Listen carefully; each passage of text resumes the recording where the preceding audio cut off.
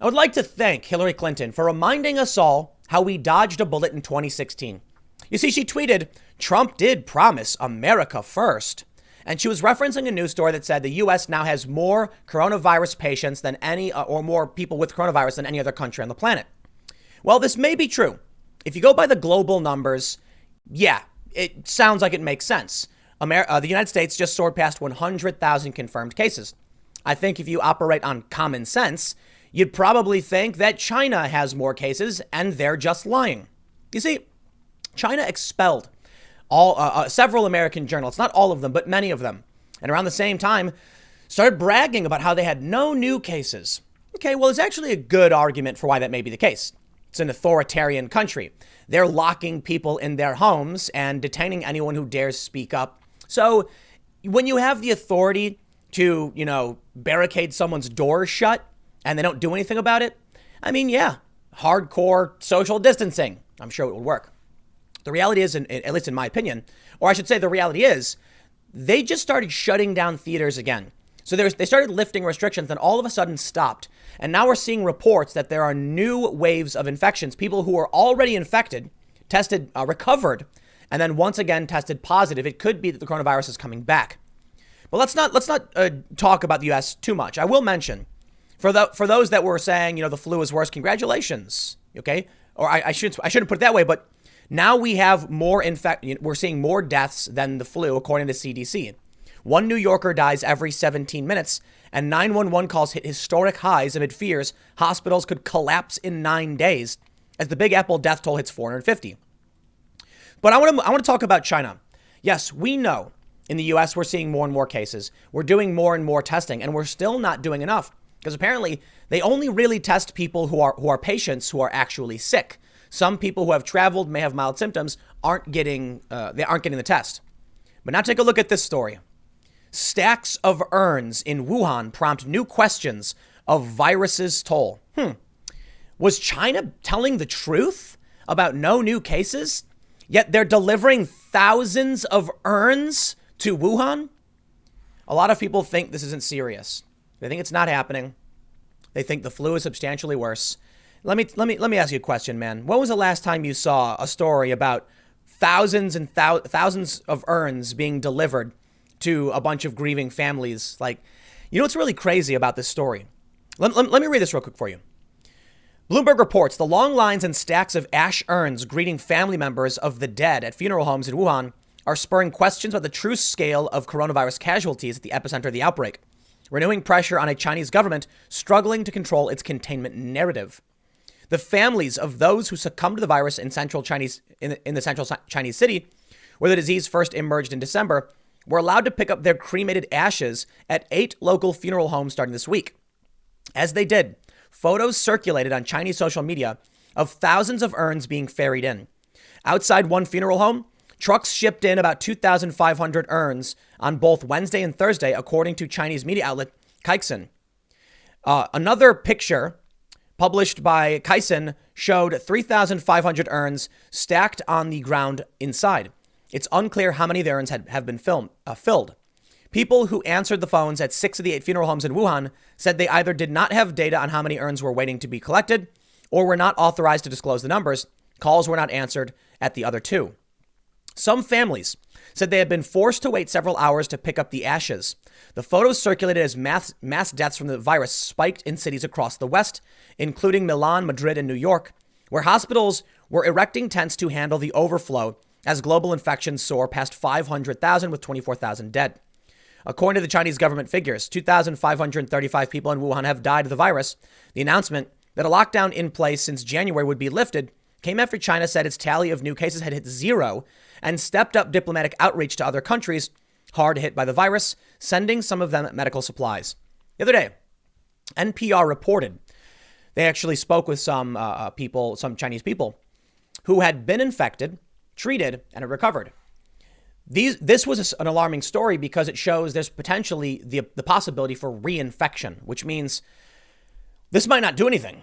You might get sick, and when you're cured, you might still carry it, meaning you're going to infect people, and I don't know how long you're going to carry it for. We don't know. But one of the guys said that China isn't counting people who are asymptomatic carriers. And if that's true, that means the number in China is way higher.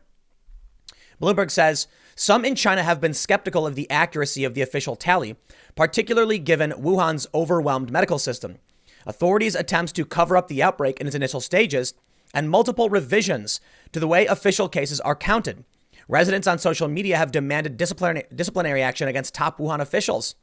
Many people who died had COVID-19 symptoms, but weren't tested and excluded from the official case tally, Kaisen said. There were also patients who died of other diseases due to a lack of proper treatment when hospitals were overwhelmed dealing with those who had the coronavirus. There were 56,007 cremations in Wuhan in the fourth quarter of 2019, according to data from the city's civil affairs agency. The number of cremations was 1,583 higher than those in the fourth quarter of 2018 and 2,231 higher than the fourth quarter of 2017. Here's what's interesting. A while ago, we saw a viral story that was debunked, showing satellite images of China and high levels of what they were claiming was sulfur dioxide. They then went on to say that this was proof of mass cremations and something horrifying was happening in China. And these were all debunked. Many fact-checking agencies, more than one, said this is not true. They're not really satellite images. They're not really tracking the right gas. Or sulfur dioxide does not correlate to cremations. One site at the time when I was actually reading the story said it could possibly just be medical supplies. I'm always pretty skeptical. You're gonna have to do better than a picture off the internet with a blot, with a temperature gauge blotch over a city. So it may be that these stories were overhyped. But it is interesting to see now that people are reporting a higher number of cremations. And even though they're saying that the numbers are down, they're delivering thousands of urns, several thousand more than were actually reported dead from coronavirus. So it could just be, as they state in the story from Bloomberg, that when the hospitals got overwhelmed, other people died of other things. So, of course, they wouldn't be reported. I think based on what Bloomberg just said, as well as the report from NPR, we know that China isn't tracking asymptomatic carriers and they're not tracking everybody. And I think it's fair to say we have no reason to believe China. It could be, it probably is, in my opinion, that China is much worse off. Now, that's scary. You see, many people in our country have tried touting, or I should say they have touted. See, we've got good news. China's numbers are going down. They've bent the curve and no new cases. Bravo, good sir. That means we have hope. Hope is an important thing. We need people to believe there's a light at the end of the tunnel. Well, I want you to believe there is, because I certainly believe there is, because humans are resilient, tough, and we can adapt. But I'm not going to play games. China could be lying and this could be substantially worse. So I wonder if what's more important, preparedness or hope? You need a little bit of both. But if people get arrogant and complacent because they're like, oh, look, the numbers are going down, we're going to be fine, and they don't take care of this, they don't take care of themselves, they don't buy supplies, then we could be worse off. It's better that we err on the side of caution. We do not trust China on this one, and we take care of ourselves to the best of our abilities. Not listen to them when they put out lies. I think the best bet we can make is to assume it is substantially worse than anyone realizes. And I'll tell you why, man. China reports 47 new cases, but none in Wuhan. Interesting. China shuts down all cinemas again. If there were no new cases in Wuhan, if there's only 47 new cases, is that why they're shutting this down? You know, they're now coming out and saying there's 47. So let's take a look at the data on this. This one is from yesterday morning. And the report on 47 new cases comes from March 24th. New infections from people who recently arrived from travel abroad. So China is arguing that people are bringing it back in. But we did see that some people got reinfected. I don't buy it. I don't believe it. They're refusing to accept responsibility. They've been accusing the U.S. Government officials from China have been posting, tweets claiming that it originated here or that the military made it and put it there. A whole bunch of lies. But let me show you this from unpopular opinion on Reddit. I find this fascinating. If you're not familiar with the subreddit, got 1 million subscribers. This is, people post things they deem to be unpopular opinions. And it turns out, lo and behold, they're actually popular opinions. So it's kind of a paradoxical subreddit. This post with 52.1 thousand points, meaning like upvoted, 75% of people have pushed this up. We need to shame China instead of praising it. They're lying about all their numbers. I completely agree.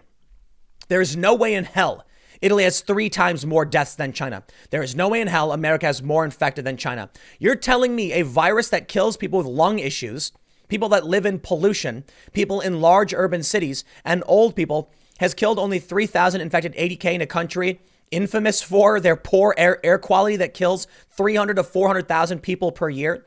Large majority of older smokers, about 350 to 370 million people in China smoke cigarettes. Bull effing S. And all of these idiots here praising China for their work. That's an effing joke. Here's why. And then he posts a bunch of links. That's right. We saw people from NBC saying China's been a real world leader on containing this. No, they haven't. They're lying. Are you nuts? I don't believe them for 2 seconds.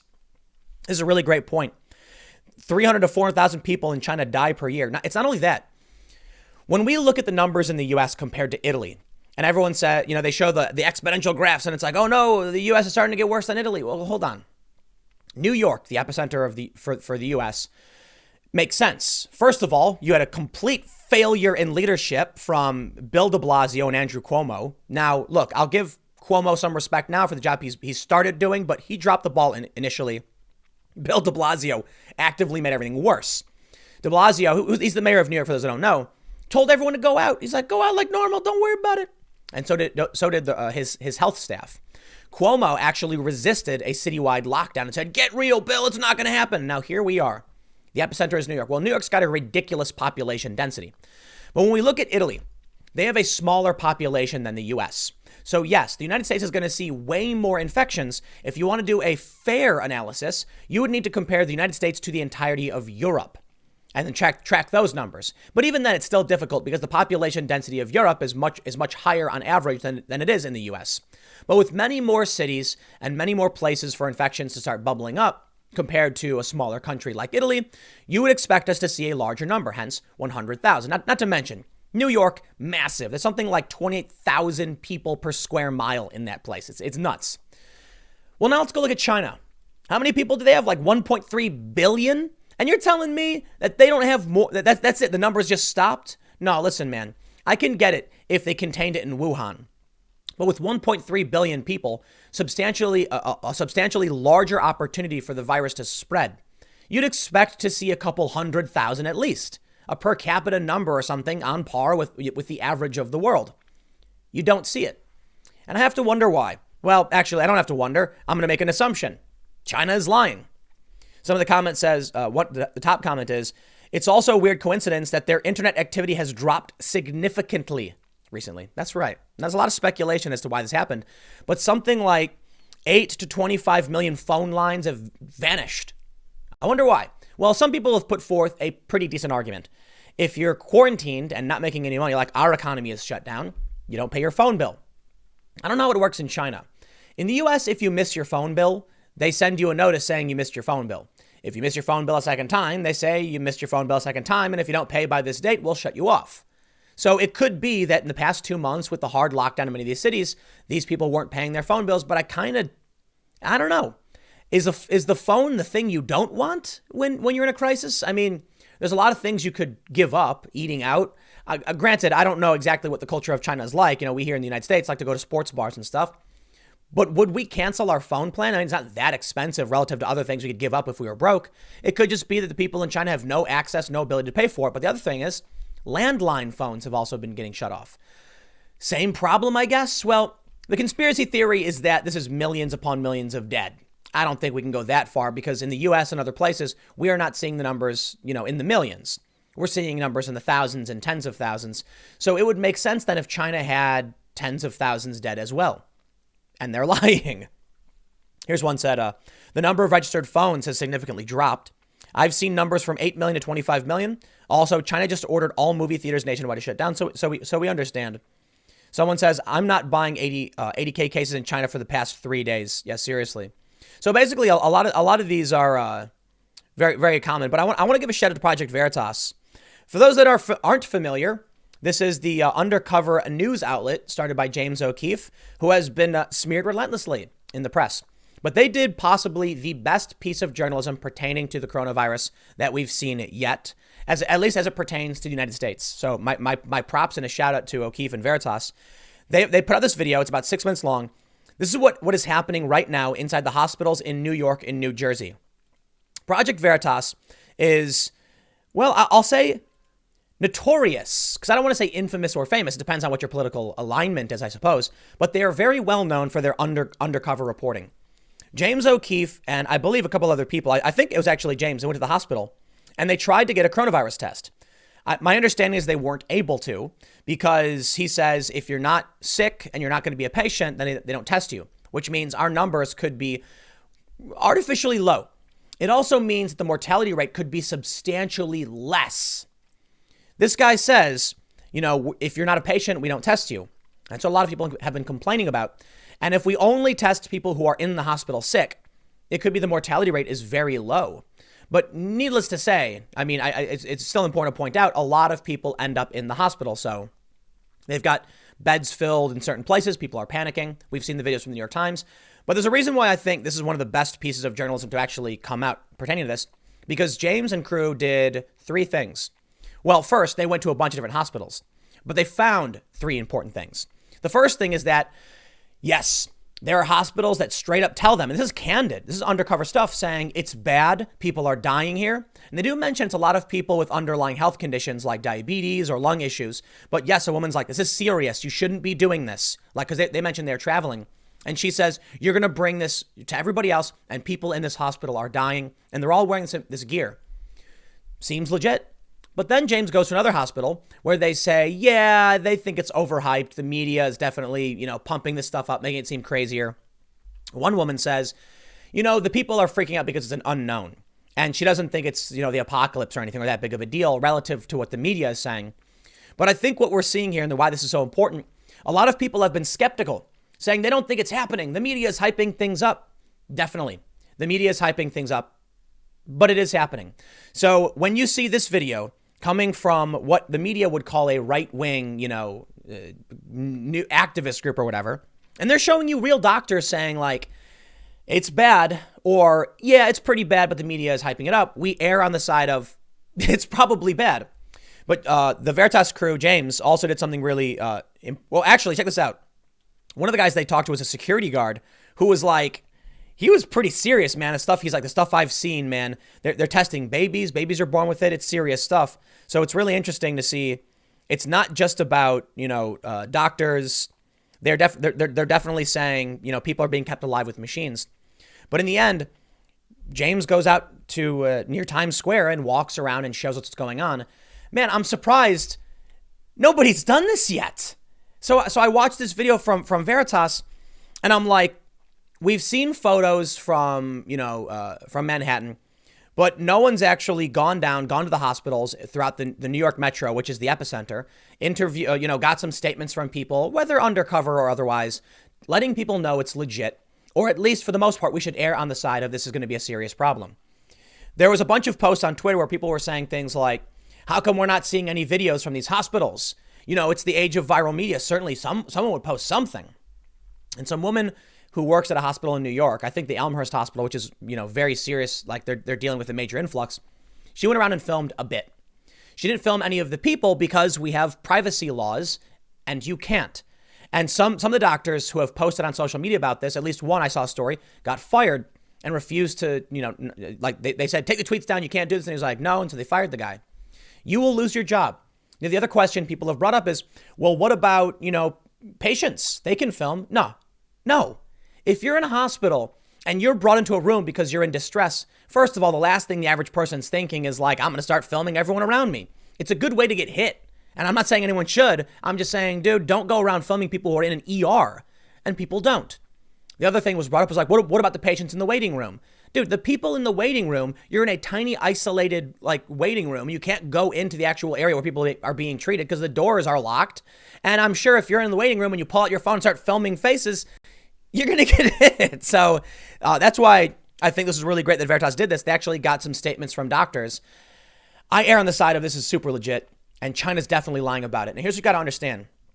While New York is the epicenter, it's not the worst thing it's ever. It's not as bad as it can be. It can get worse. So I don't know what the right move is. Do we keep things shut down? Do we open things back up? I'm starting to err on the side of we need a measured reopening to a certain degree. I'm not saying, just ignore all the, social distancing measures and open the doors and let everyone get back to work. But we can do some things and slowly get the machine churning again. Otherwise, April 1st, man, a couple days away, and those rent checks won't come, and that ripple will be worse. But maybe it's too little too late.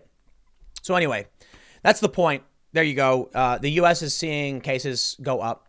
And at least in New York, they're only going to test you if you're a patient, which means most of these people who are getting screened and these numbers are going up, these are people who are really sick. I don't know what that means. It could mean that twice as many people have it and the mortality rate is half as much because some people just don't get any symptoms. But, I'll wrap it up there. My shout out to Veritas for actually going in and showing us a nuanced view. Some doctors don't think it's all that bad. Some think it's very serious. And this makes sense. Not every hospital is being overrun. Some of them are in dire straits because they're hitting capacity. And it's funny when, people are saying that New York, someone tweeted, this is proof that private healthcare makes no sense because all the states are fighting for themselves. All of these other states have ventilators. Why won't they give them to New York? And it's like, that has nothing to do with private or socialized healthcare. It has to do with the fact that there are different hospitals and different hotspots, which is what we're seeing from Project Veritas. Some of the hospitals are freaking out, some aren't. And yes, there are states that don't have that many patients, maybe a small few. And if they send their ventilators to New York, what happens when they get overrun and become a hotspot? That makes no sense. So, hey, look, man, give me an opportunity to say China's lying, I'll take it, and we'll leave it there. I don't know where this goes, but I'm leaning towards it's going to get a lot worse. I really, really am. I'll see you all at 1 p.m. on this channel. Thanks for hanging out.